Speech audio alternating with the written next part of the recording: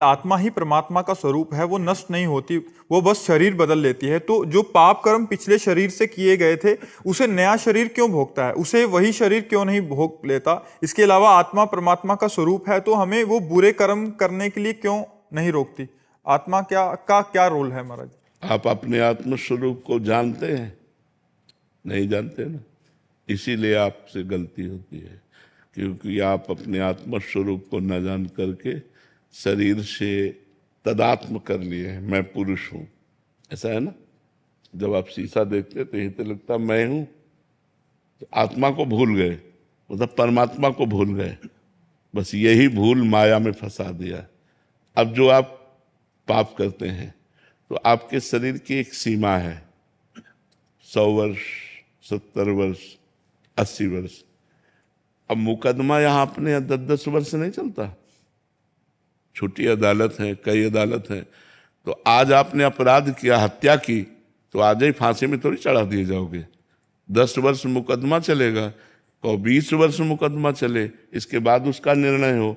तो अपनी बड़ी सरकार है, आपने इस योनि में पाप किए और अनेक योनियों में दंड भोगना पड़ेगा, अनेक शरीर धारण करके दंड भोगना पड़ेगा। क्योंकि बड़ी सरकार है ना, अनंत ब्रह्मांडों का हिसाब किताब है ना, तो इसी योनि में दंड नहीं मिलता।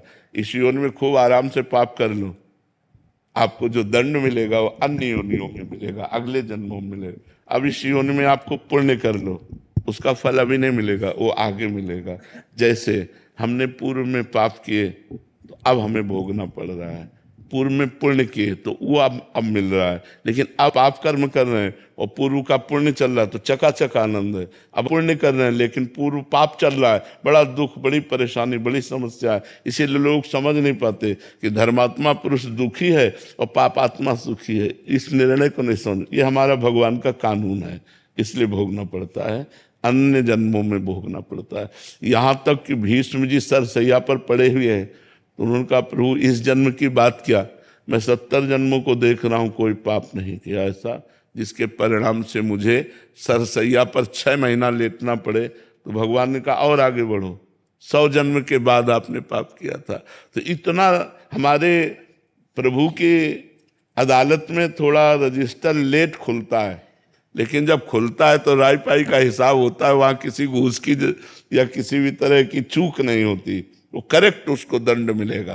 तो इसीलिए हमको मनुष्य जन्म में किए हुए कर्मों का फल हजारों योनियों में भोगना पड़ेगा। तो हमें मनुष्य जन्म में बहुत सावधान रहना चाहिए।